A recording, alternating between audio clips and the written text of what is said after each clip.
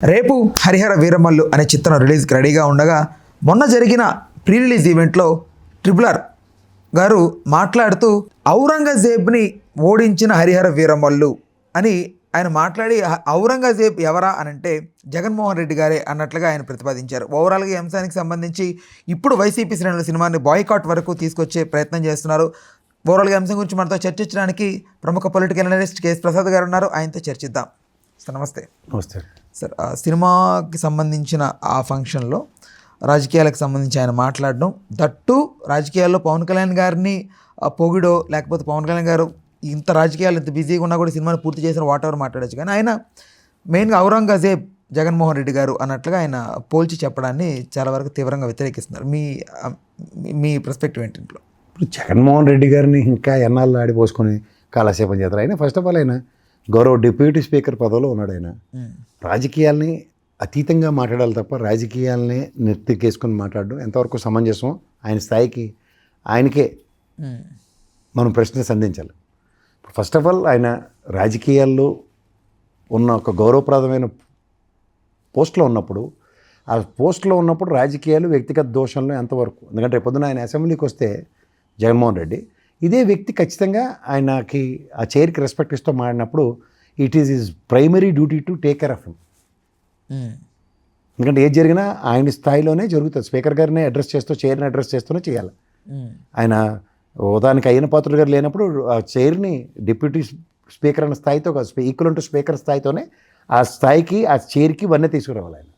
So అలాంటప్పుడు వ్యక్తిగత ఎజెండాతో ఒక ఔరంగజేబుతో ఆయన పోలుస్తూ, ఉదాహరణకి దాన్ని పవన్ కళ్యాణ్ గారిని హరిహర వీరమల్లు త్రూగా ఆయన విజయం సాధించాడన్నట్టుగా మాట్లాడడం, ఇది మీరేమైనా దాన్ని ఏమంటారంటే రాజరిక వ్యవస్థలో యుద్ధాలు ప్రత్యుద్ధాలకి మీరు అవుట్ ఆఫ్ ద అసెంబ్లీ ప్రేరేపిస్తున్నారా అన్న కోణంలో కూడా ఆలోచించవలసి వస్తుంది.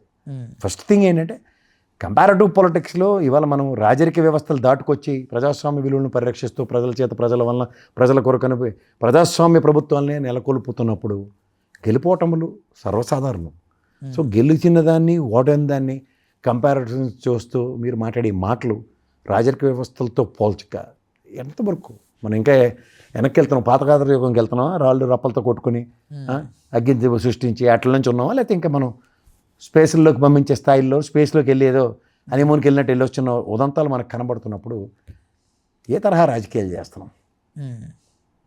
ఆయనకి నిజంగా ఈ సో ఫ్యాసినేటెడ్ ఆన్ స్క్రీన్ అండి. ఆయనకి ఎవరైనా సరే మంచి సినిమా తీస్తే ఆయనతో హీరోగానో లేకపోతే శ్రీరంగారావు గారిలో అలాంటి రోల్ ఏదో ఇచ్చి ఆయనతో చేస్తే ఆయనకి జస్టిఫైడ్. ఎందుకంటే ఆయనకి చాలా ఫ్యాసినేషన్ టువర్డ్స్ స్క్రీన్ అండ్ రోజు స్క్రీన్ మీద కనబడాలన్న ఆయనకి విపరీతమైన ఆంక్ష ఉంటుంది. అలాంటి ఆయన్ని ఒక మంచి సినిమా హీరో కింద దేని కింద ఎలివేట్ చేస్తే చాలా బాగుంటుంది. దానికన్నా ముందు ఆయనకి డిప్యూటీ స్పీకర్కి బదులు ఏదో మంచి పదవి, మంత్రి పదవి ఇస్తే మన తానాలో కూడా ఆయన ఆక్రందన వెళ్ళగూచుకున్నారు. కాబట్టి ఖచ్చితంగా ఆయన తగ్గట్టు రాజకీయాలు చేయడానికి వెసులుబాటు వస్తుంది. మరి చూడండి, అన్ని ఆయుధాలు ఉండి అస్త్ర సన్యాసం చేసిన భీష్ముడిలా చేస్తే ఎలాగ ఆయన్ని? ఎవరినో అడ్డుపెట్టి ఆయన అస్త్ర సన్యాసం చేయించి డిప్యూటీ స్పీకర్ అంటే ఆయన ఎలాగా? రాజకీయ చైతన్యంతో రాజకీయాలు చేద్దాం అనుకుంటుంటాడు ఆయన, డిఫరెంట్ పందాతో. అలా టైం నిలువరించి డిప్యూటీ స్పీకర్ చేస్తే వచ్చే బాధలు ఎలా ఉంటాయంటే ఎక్కడో దగ్గర ఆయనకు వెంటింగ్ పాయింట్ కావాలి.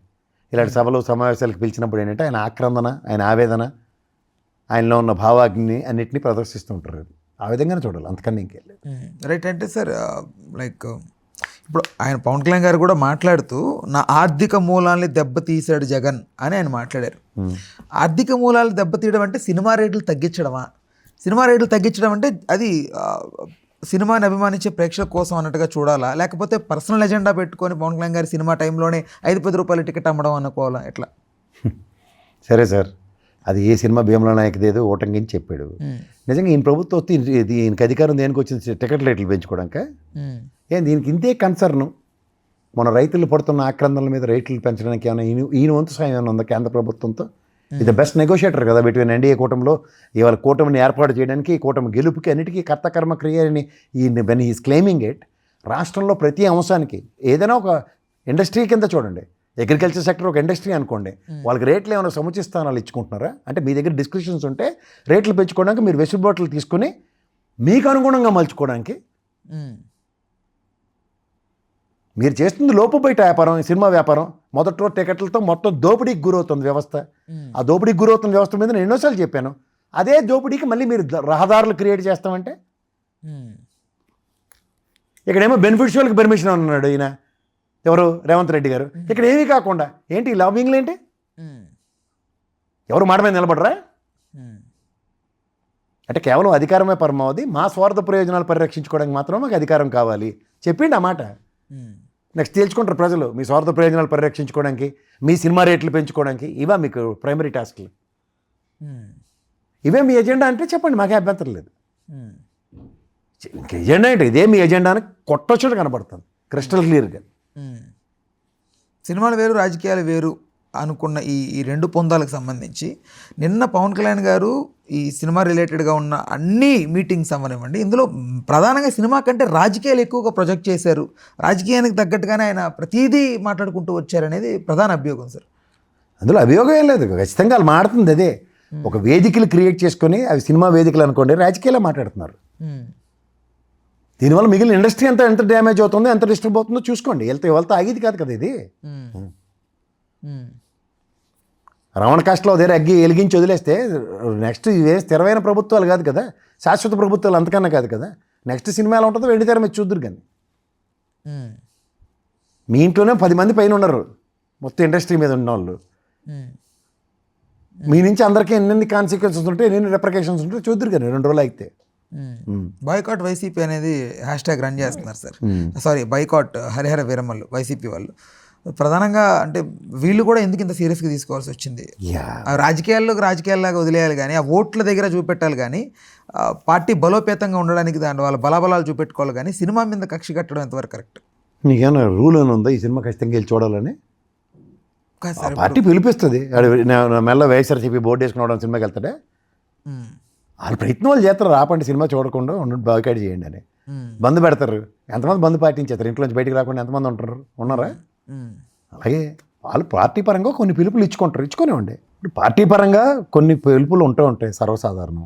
ఆ సర్వసాధారణ పిలుపుల్లో ప్రతిస్పందించే వాళ్ళు ఎలా ప్రతిస్పందిస్తారో వాళ్ళు ప్రతిస్పందిస్తారు. ఇప్పుడు నాకు ఎవడని చెప్పాలి, నువ్వు సినిమాకి వెళ్ళకరా అని చెప్పాడు అనుకో, నేను ఎలాగో చూడండి అని చెప్తాను. అర్థమవుతుందా? అలా ఒక్కొక్కరిది ఒక పర్సెప్షన్ ఉంటుంది. దాన్ని ఏం చెప్తా? మా కజిన్ ఒకడు ఉన్నాడు, అదంతే 2 రోజులు అయితే ఓటీటీలో వస్తుందా చూసుకోవచ్చు అంటాడు. ఏడు చేయాలి అని పట్టుకుని, రోజు పట్టుకుని సైకిల్ మీద కూర్చోబెట్టి సినిమా తీసుకెళ్ళాలా? ఇవన్నీ ఏంటంటే ప్రభుత్వానికి సినిమా పరంగా ఆ పార్టీ నిర్ణయం. అది ఎంతమంది శిరోధారు ఉంటారు. ఎన్నో 4 వైఎస్ఆర్సీపీ స్థానిక ఎమ్మెల్యే లేకపోతే ఆ స్థానిక ఇన్ఛార్జి వైఎస్ఆర్సీపీ తెలుగుదేశమా అడిగిలో పంపిస్తాడు. ఇవన్నీ జరుగుతూ ఉంటాయి అంతే.